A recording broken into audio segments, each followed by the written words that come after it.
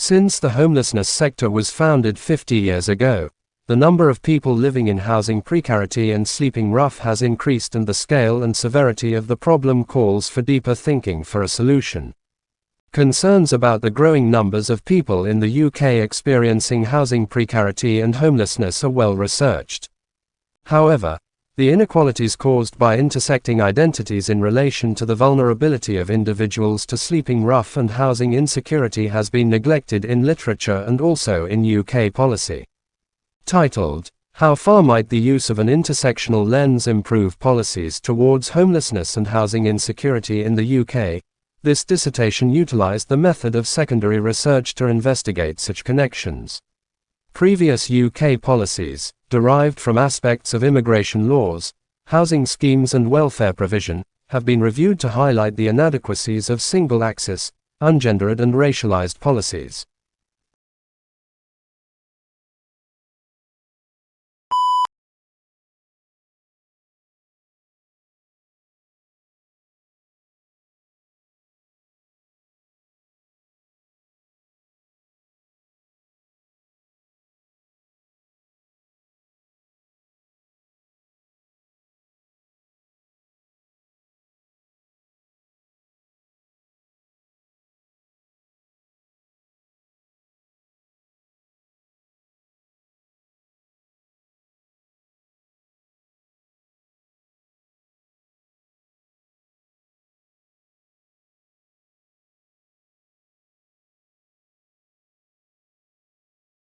One is embracing the idea of reflective practice as a crucial component of the mentoring process.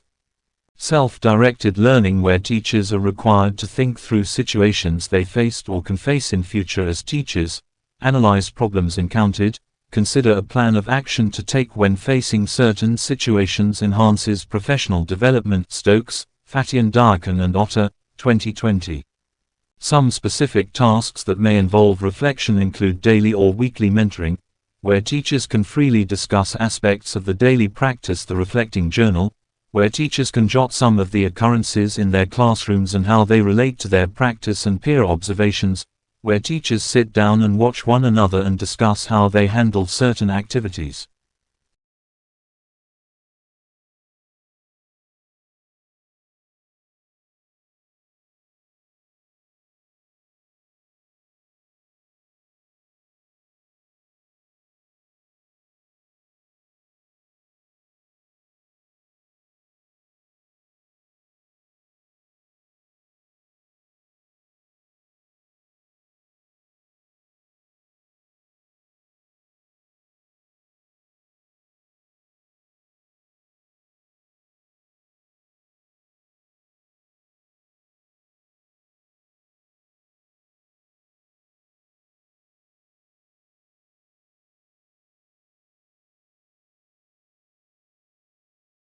Honey is a versatile ingredient that has been used for centuries not just as a sweetener, but also as a natural remedy for many health problems.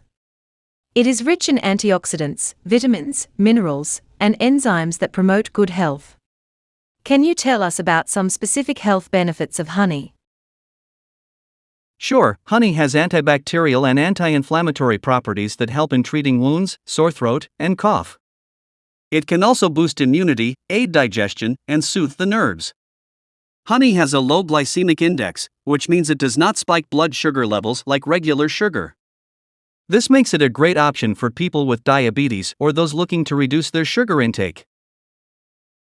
Wow, those are some impressive benefits. How do you use honey in your recipes? Honey can be used in both sweet and savory dishes to add a unique flavor and a touch of sweetness. It pairs well with cheeses, fruits, nuts, and spices. I use honey in salad dressings, marinades, glazes, and desserts. That's great, Chef. Do you have any tips for people who want to incorporate honey into their diet? Yes, I recommend using raw and organic honey as it contains all the natural enzymes and nutrients. You can also replace sugar with honey in your tea, coffee, and other beverages. And always remember to use honey in moderation, as it is still a form of sugar.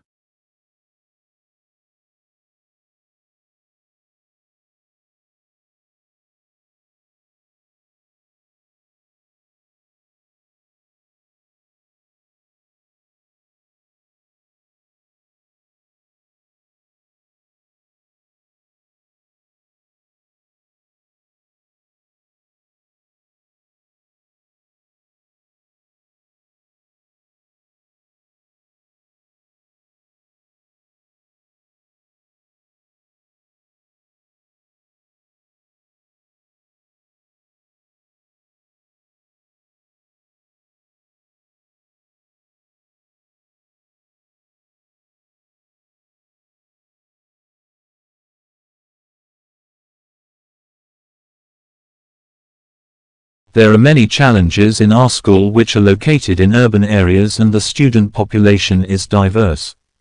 This position can be discussed based on the following considerations.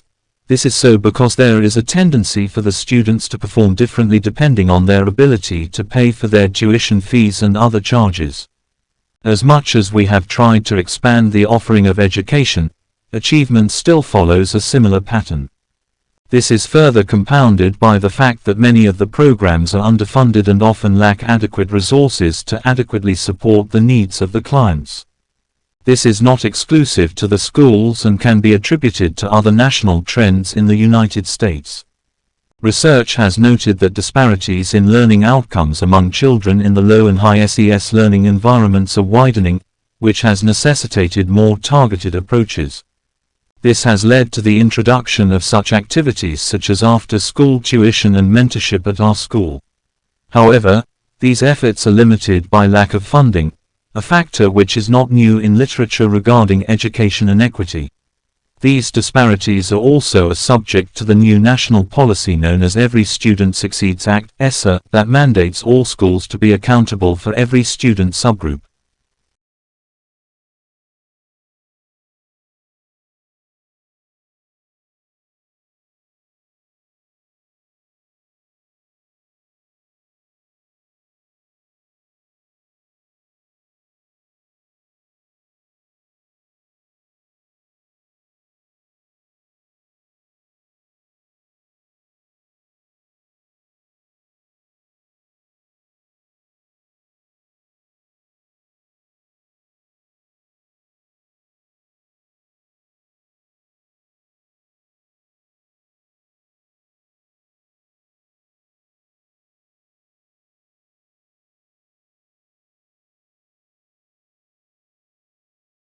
Notwithstanding the gains made by Finland, it should also be acknowledged that there are important differences between the UK and Finland's housing, population and public services landscape.